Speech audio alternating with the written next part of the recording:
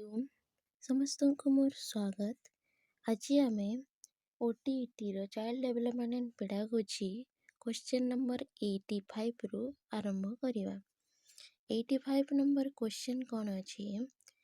ଅଧିଗମ ସ୍ଥାନାନ୍ତରଣ ସମ୍ବନ୍ଧରେ ନିମ୍ନଲିଖିତ ମଧ୍ୟରୁ କେଉଁ ବିଷୟ ସତ୍ୟ ଅଟେ? ଅପସନ୍ ନମ୍ବର ଏ, ଅଧିଗମର କିଛି ପରିସ୍ଥିତିରେ ସ୍ଥାନାନ୍ତରଣ ହୁଏନାହିଁ। ଅନୁଶାସନାତ୍ମକ କ୍ରିୟା ସ୍ଥାନାନ୍ତରଣ ମୂଲ୍ୟରେ ବାଧା ଉପସ୍ଥିତ କରିଥାଏ। ଅପସନ୍ ନମ୍ବର ସି, ସୈଦ୍ଧାନ୍ତିକ ବ୍ୟାଖ୍ୟାରେ ଜ୍ଞାନ ସ୍ଥାନାନ୍ତରଣରେ ସହାୟତା ପ୍ରଦାନ କରିନଥାଏ। ଅଧିଗମ ସ୍ଥାନାନ୍ତରଣରେ ଦୃଢ଼ୀକରଣର ମହତ୍ତ୍ୱ ନଥାଏ। ଏହାର ଠିକ୍ ଆନ୍ସର୍ ହେଇଯିବ ଅପସନ୍ ନମ୍ବର ଏ। ଅଧିଗମର କିଛି ପରିସ୍ଥିତିରେ ସ୍ଥାନାନ୍ତରଣ ହୋଇନାହିଁ। Next question 86। ପ୍ରେରଣାର ସ୍ରୋତମାନଙ୍କରେ ନିମ୍ନଲିଖିତ ମଧ୍ୟରୁ କେଉଁ ସ୍ରୋତ ସମ୍ମିଳିତ ହୁଏନାହିଁ? 86ର ହେଲା ଅପସନ୍ ନମ୍ବର ଏ ଉଦ୍ଦୀପନ, ବି ପ୍ରବୃତ୍ତି, ସି ଆବଶ୍ୟକ, ଡି ଚାଲକ। ଏହାର କରେକ୍ଟ ଆନ୍ସର୍ ହେଇଯିବ ପ୍ରବୃତ୍ତି, ଅପସନ୍ ନମ୍ବର ବି। ନେକ୍ସଟ କ୍ୱେଶ୍ଚନ୍, କେଉଁ ପ୍ରେରକ ଜୀବର ଜୀବିତ ରହିବା ପାଇଁ ଆବଶ୍ୟକ ତାହାକୁ କୁହାଯାଏ? ବ୍ୟକ୍ତିଗତ ପ୍ରେରକ, ଦୈହିକ ପ୍ରେରକ, ସାମାଜିକ ପ୍ରେରକ, ଉପରୋକ୍ତ ସମସ୍ତ। 87ର କରେକ୍ଟ ଆନ୍ସର୍ ଦୈହିକ ପ୍ରେରକ। ନେକ୍ସଟ କ୍ୱେଶ୍ଚନ୍, ଚାଲକ ଇଏ ଚାଲକ ହେଇଥାଏ। ଚାଲକ ଯାହା ଦୈହିକ ଅସନ୍ତୁଳନ ସାଇକୋଲୋଜିକାଲ ଇମ୍ବାଲାନ୍ସ ଦ୍ୱାରା ଉତ୍ପନ୍ନ ହୋଇଥାଏ ତାହା ହେଉଛି ଏ ପ୍ରାଥମିକ ଚାଲକ, ବି ଦ୍ୱିତୀୟକ ଚାଲକ, ସି ତୃତୀୟକ ଚାଲକ, ଡି ଉପରୋକ୍ତ ମଧ୍ୟରୁ କେଉଁଟି ନୁହେଁ? ଏହାର କରେକ୍ଟ ଆନ୍ସର୍ ହେଇଯିବ 88ର option number A, option number A ପ୍ରାଥମିକ ଚାଲକ। Next question 89। ସାମାନ୍ୟତଃ ଚାଲକ ଶବ୍ଦର ପ୍ରୟୋଗ ସେତେବେଳେ ହୋଇଥାଏ ଯେତେବେଳେ ନିମ୍ନଲିଖିତ ମଧ୍ୟରୁ ଅନୁଭୂତି ହୋଇଥାଏ: ଶାରୀରିକ ଉତ୍ତେଜନାର, ମାନସିକ ଉତ୍ତେଜନାର, ସାମାଜିକ ଉତ୍ତେଜନାର, ସମ୍ବେଗାତ୍ମକ ଉତ୍ତେଜନାର। ଏହାର କରେକ୍ଟ ଆନ୍ସର୍ ହେଇଯିବ 89ର ଅପସନ୍ ନମ୍ବର ବି, ମାନସିକ ଉତ୍ତେଜନା। Next question 90। ଭୋକ ଚାଲକ ପାଇଁ ଭୋଜନ ଅଟେ। ଭୋକ ଚାଲକ ପାଇଁ ଭୋଜନ ଅଟେ ଅପସନ୍ ନମ୍ବର ଏ ଆବଶ୍ୟକତା, ବି ପ୍ରଲୋଭନ, ସି ପ୍ରେରକ, ଡି ଲକ୍ଷ୍ୟ। ଏହାର ଠିକ୍ ଆନ୍ସର୍ ହେଇଯିବ 90ର ଅପସନ୍ ନମ୍ବର ବି, ପ୍ରଲୋଭନ। 91 ହେଲା ବାତାବରଣରେ ଉପସ୍ଥିତ ସେହି କାରକ ଯାହା ଚାଲନାକୁ ସନ୍ତୁଷ୍ଟି ପ୍ରଦାନ କରିଥାଏ ତାହା ହେଉଛି ଅପସନ୍ ନମ୍ବର ଏ ପ୍ରେରକ, ବି ଲକ୍ଷ୍ୟ, ସି ଆବଶ୍ୟକତା, ଡି ପ୍ରଲୋଭନ। 91ର କରେକ୍ଟ ଆନ୍ସର୍ ହେଇଯିବା ପ୍ରଲୋଭନ। 92 ହେଲା ନିମ୍ନଲିଖିତ ମଧ୍ୟରୁ କେଉଁ କାର୍ଯ୍ୟ ପ୍ରେରଣା ଦ୍ୱାରା ହୋଇନଥାଏ? ଅପସନ୍ ନମ୍ବର ଏ ବ୍ୟବହାରରେ ଉତ୍ତେଜନା ଉତ୍ପନ୍ନ କରିବା, ବି ବ୍ୟବହାରରେ ଗତିଶୀଳତା କମ୍ କରିବା, ସି ବ୍ୟବହାରର ଚୟନ, ଡି ବ୍ୟବହାରକୁ ନିର୍ଦ୍ଦେଶିତ କରିବା। ଏହାର କରେକ୍ଟ ଆନ୍ସର୍ ହେଇଯିବ 92ର ବି, ବ୍ୟବହାରରେ ଗତିଶୀଳତା କମ୍ କରିବା। Next question 93। ନିମ୍ନଲିଖିତ ମଧ୍ୟରୁ କେଉଁ ବିଦ୍ୟାର୍ଥୀଙ୍କ ସନ୍ଦର୍ଭରେ ଆରୋପ ଲଗାଇବା ଧନାତ୍ମକ ପ୍ରେରକ ଅଟେ? ମନ୍ଦବୁଦ୍ଧି ବିଦ୍ୟାର୍ଥୀ, ସାଧାରଣ ବିଦ୍ୟାର୍ଥୀ, ପ୍ରତିଭାଶାଳୀ ବିଦ୍ୟାର୍ଥୀ, ଅପରାଧୀ ବିଦ୍ୟାର୍ଥୀ। 93ର correct answer option number C, ପ୍ରତିଭାଶାଳୀ ବିଦ୍ୟାର୍ଥୀ। Next question 94। ଦୈହିକ ଓ ମନୋବୈଜ୍ଞାନିକ ଆବଶ୍ୟକତାର ପ୍ରତ୍ୟୟ ଦେଇଥିଲେ? କିଏ ଦେଇଥିଲେ? 90 ର ମର୍ଗାନ, ମୁରେ, ମାସ୍ଲୋ, ହର୍ଲକ୍। 94ର କରେକ୍ଟ ଆନ୍ସର୍ ହେଇଯିବ ବି, ମୁରେ। ଦୈହିକ ଓ ମନୋବୈଜ୍ଞାନିକ ଆବଶ୍ୟକତାର ପ୍ରତ୍ୟୟ ମୁରେ ଦେଇଥିଲେ, ମୁରେ। ନେକ୍ସଟ ହେଲା 95। ନିମ୍ନଲିଖିତ ମଧ୍ୟରୁ କେଉଁ ସିଦ୍ଧାନ୍ତରେ ଅଭିପ୍ରେରଣା ପ୍ରକ୍ରିୟାରେ ଚାଲକ ହ୍ରାସର ଡ୍ରାଇଭ୍ ରିଡକ୍ସନ୍ ପ୍ରତ୍ୟୟ ଦିଆଯାଇଛି? ଏ ହେଲା ଦୈହିକ ସିଦ୍ଧାନ୍ତ, ବି ଉଦ୍ଦୀପକ ପ୍ରତିକ୍ରିୟା ସିଦ୍ଧାନ୍ତ, ସି ସଂଜ୍ଞାନାତ୍ମକ ସିଦ୍ଧାନ୍ତ, ଡି ମନୋବିଶ୍ଳେଷଣ ସିଦ୍ଧାନ୍ତ। ଏହାର କରେକ୍ଟ ଆନ୍ସର୍ ହେଇଯିବ 95ର ବି, ଉଦ୍ଦୀପକ ପ୍ରତିକ୍ରିୟା ସିଦ୍ଧାନ୍ତ। 96 ହେଲା ନିମ୍ନଲିଖିତ ମଧ୍ୟରୁ କେଉଁ କାରକ ଚାଲନା ତଥା ଲକ୍ଷ୍ୟକୁ ସମ୍ବୋଧିତ କରେ? ଏ ହେଲା ପ୍ରେରଣା, ବି ଆବଶ୍ୟକତା, ସି ପ୍ରଲୋଭନ। ଉପରୋକ୍ତ ମଧ୍ୟରୁ କେଉଁଟି ନୁହେଁ? 96ର କରେକ୍ଟ ଆନ୍ସର ହେଇଯିବ ଅପସନ୍ ନମ୍ବର ଏ ପ୍ରେରଣା। କ୍ୱେଶ୍ଚନ୍ ନମ୍ବର 97 କୌଣସି କାର୍ଯ୍ୟକୁ କରିବା, ନିରନ୍ତର ଜାରି ରଖିବା ତଥା ତାହା ଉପରେ ନିୟନ୍ତ୍ରଣ ରଖିବାର ସନ୍ଦର୍ଭରେ ନିମ୍ନଲିଖିତ ମଧ୍ୟରୁ କେଉଁଟି ଉତ୍ତରଦାୟୀ? 97ର ଲୋଭ, ଆବଶ୍ୟକତା, ଅଭିପ୍ରେରଣା, ଚାଲନା। ଏହାର କରେକ୍ଟ ଆନ୍ସର ହେଇଯିବ 97ର ସି ଅଭିପ୍ରେରଣା। ନେକ୍ସଟ କ୍ୱେଶ୍ଚନ୍ 99 ପ୍ରେମ ଓ ସ୍ନେହର ଆବଶ୍ୟକତା ହେଉଛି ସାମାଜିକ, ଦୈହିକ, ମନୋବୈଜ୍ଞାନିକ, ଭୌତିକ। 99ର ଅପସନ୍ ନମ୍ବର ସି ମନୋବୈଜ୍ଞାନିକ। 100 ଅଭିପ୍ରେରଣାର ଆନ୍ତରିକ ସିଦ୍ଧାନ୍ତ ନିମ୍ନଲିଖିତ ମଧ୍ୟରୁ କିଏ ଦେଇଥିଲେ? ଅଭିପ୍ରେରଣାର ଆନ୍ତରିକ ସିଦ୍ଧାନ୍ତ ମୁରେ ଦେଇଥିଲେ। ଅପସନ୍ ନମ୍ବର ବି।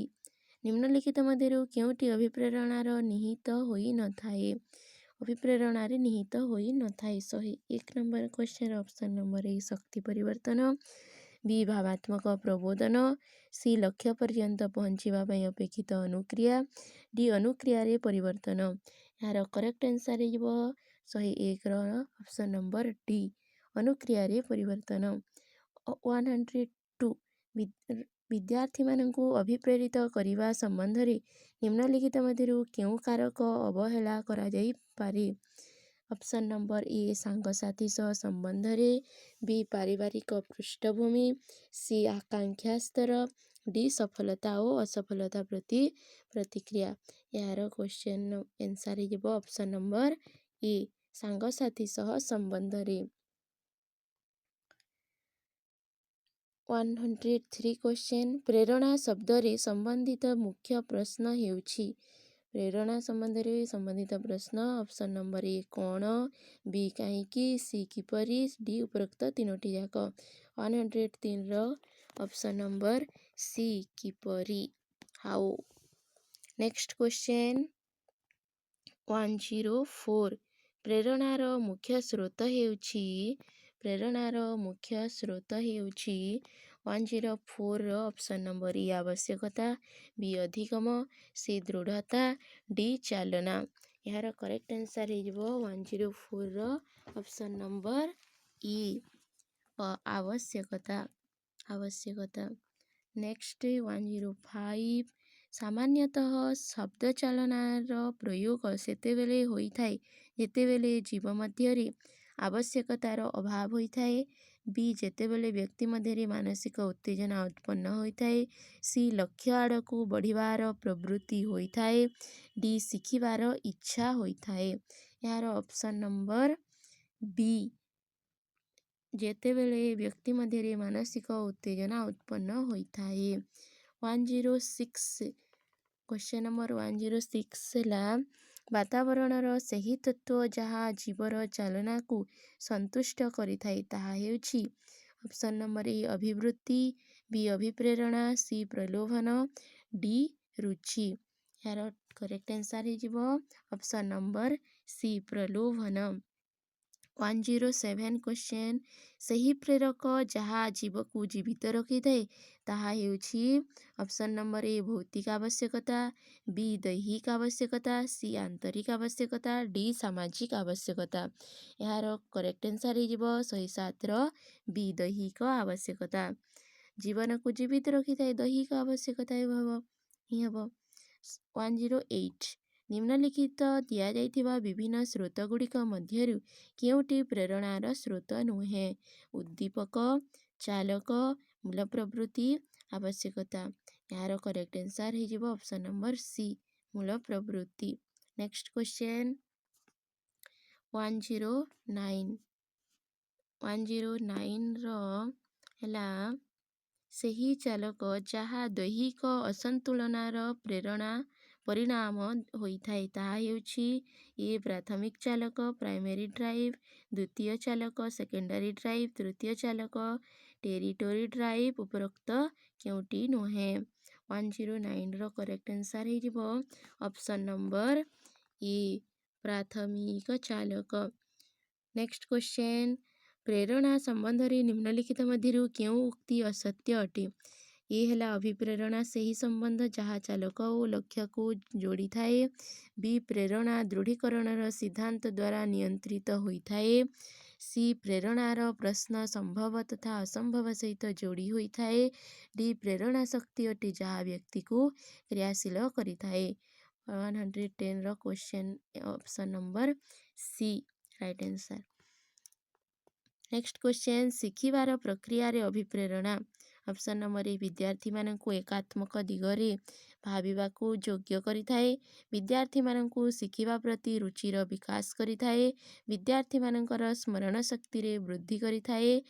ଡି ହେଲା ପୂର୍ବ ତଥା ନୂତନ ଅଧିଗମରେ ଅନ୍ତର ସ୍ପଷ୍ଟ କରିଥାଏ। ଏହାର କରେକ୍ଟ ଆନ୍ସର୍ ହେଇଯିବ ଅପସନ୍ ନମ୍ବର ବି।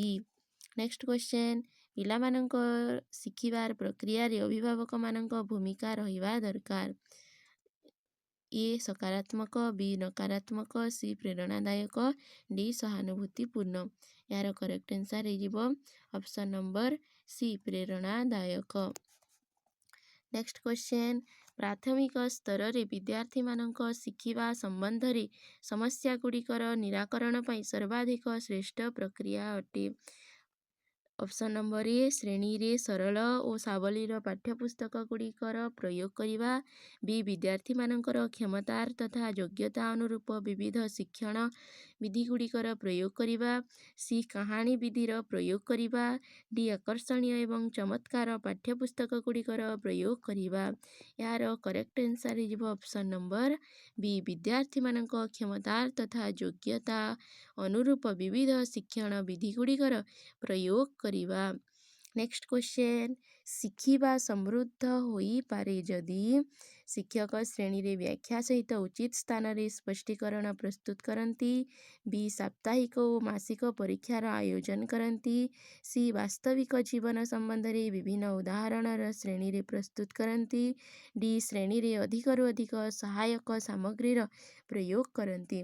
ଏହାର ଆନ୍ସର୍ ହେଇଯିବ ଅପସନ୍ ନମ୍ବର ସି ବାସ୍ତବିକ ଜୀବନ ସମ୍ବନ୍ଧରେ ବିଭିନ୍ନ ଉଦାହରଣର ଶ୍ରେଣୀରେ ପ୍ରସ୍ତୁତ କରନ୍ତି। ତାହେଲେ ଗୋଟେ ପିଲା ଶିଖିପାରିବ।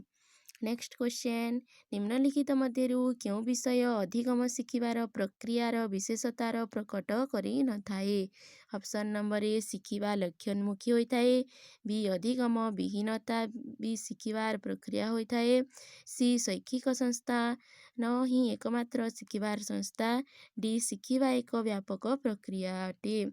ଏହାର କରେକ୍ଟ ଆନ୍ସର୍ ହେଇଯିବ ଅପସନ୍ ନମ୍ବର ସି ଶୈକ୍ଷିକ ସଂସ୍ଥାନ ହିଁ ଏକମାତ୍ର ଶିଖିବାର ସଂସ୍ଥା। ନେକ୍ସଟ କ୍ୱେଶ୍ଚନ୍, 116 ଅନ୍ତଃଦୃଷ୍ଟି ସିଦ୍ଧାନ୍ତର ବିକଶିତ କରିବା ଶ୍ରେୟ ଦିଆଯାଇପାରେ। ଏ ପାଭଲୋଭଙ୍କୁ, ବି ଥର୍ନଡାଇକଙ୍କୁ, ସି ପିଆଜେଙ୍କୁ, ଡି ଗେଷ୍ଟାଲ୍ଟ ସମୂହଙ୍କୁ। ଏହାର କରେକ୍ଟ ଆନ୍ସର୍ ହେଇଯିବ ଅପସନ୍ ନମ୍ବର ଡି ଗେଷ୍ଟାଲ୍ଟ ସମୂହଙ୍କୁ। ନେକ୍ସଟ ଆନ୍ସର୍, ନେକ୍ସଟ କ୍ୱେଶ୍ଚନ୍ 117 ସୈଦ୍ଧାନ୍ତିକ ରୂପରେ ରଚନାବାଦ କେନ୍ଦ୍ରିତ ହୋଇଛି। ଅପସନ୍ ନମ୍ବର ଏ ଅନୁକରଣର ଭୂମିକା ଉପରେ। ବିଦ୍ୟାର୍ଥୀମାନଙ୍କ ବିଶ୍ୱ ସମ୍ବନ୍ଧରେ ବ୍ୟାପକ ଦୃଷ୍ଟିକୋଣର ବିକଶିତ କରିବାରେ। ସି ବିଭିନ୍ନ ସୂଚନାର ସ୍ମରଣ କରିବା ତଥା ତାହାର ତଦାରଖ ପୁନଃ ସ୍ମରଣ କରିବାରେ। ଡି ଶିକ୍ଷକଙ୍କ ପ୍ରଭୁତ୍ୱଶାଳୀ ଭୂମିକାରେ। ଏହାର କରେକ୍ଟ ଆନ୍ସର୍ ହେଇଯିବ ଅପସନ୍ ନମ୍ବର ବି ବିଦ୍ୟାର୍ଥୀମାନଙ୍କ ବିଶ୍ୱ ସମ୍ବନ୍ଧରେ ବ୍ୟାପକ ଦୃଷ୍ଟିକୋଣର ବିକଶିତ କରିବାରେ। ନେକ୍ସଟ କ୍ୱେଶ୍ଚନ୍ 118 ବିଦ୍ୟାର୍ଥୀ ଯାହା କିଛି ଶିଖିଛି ଏହାର ପୁନରାବୃତ୍ତି ତଥା ପ୍ରତ୍ୟାସ୍ମରଣ କରିବା ଆବଶ୍ୟକ, କାରଣ ଏହା ଶ୍ରେଣୀ ଶିକ୍ଷଣ ସମ୍ବନ୍ଧରେ ଏକ ସୁଗମ ଆରମ୍ଭ ଅଟେ। ପୂର୍ବ ଜ୍ଞାନ ନୂତନ ଭାବେ ଦିଆଯାଉଥିବା ଜ୍ଞାନର ସହାୟକ ଅଟେ। ଶ୍ରେଣୀ ଅଭ୍ୟାସ କରିବାରେ ଏହା ସୁଗମ ସାଧନ ଅଟେ। ବିଦ୍ୟାର୍ଥୀମାନଙ୍କ ସ୍ମରଣ ଶକ୍ତିରେ ବୃଦ୍ଧି ହୋଇଥାଏ ତଥା ଶିଖିବାରେ ଦୃଢ଼ତା ହୋଇଥାଏ। ଏହାର ଅପସନ୍ ନମ୍ବର ବି ହେଇଯିବ କରେକ୍ଟ ଆନ୍ସର୍। ପୂର୍ବ ଜ୍ଞାନ ନୂତନ ଭାବେ ଦିଆଯାଉଥିବା ଜ୍ଞାନର ସହାୟକ ଅଟେ। नेक्स्ट क्वेश्चन 119 तले दिया जाइथिबा कथनरे केउ कथनटी शिखिबार विशेषता को इंगित करू नाही। ऑप्शन नंबर ए शिखिबार एक प्रक्रिया अछि जहाँ व्यवहार को निर्धारित करिथाए। बी शिखिबा एक एभली घटना जहाँ किछि अनुभवर परिणाम स्वरूप घटिथाए। ऑप्शन नंबर सी व्यवहार अध्ययन करिबा ही शिखिबा। डी शिखिबार शैली न हेबा मध्य शिखिबा प्रक्रिया एक अंश अटे। यार करेक्ट आंसर हो 119 रो ऑप्शन नंबर सी व्यवहार अध्ययन करिबा ही शिखिबा अटे। अस्तु धन्यवादः।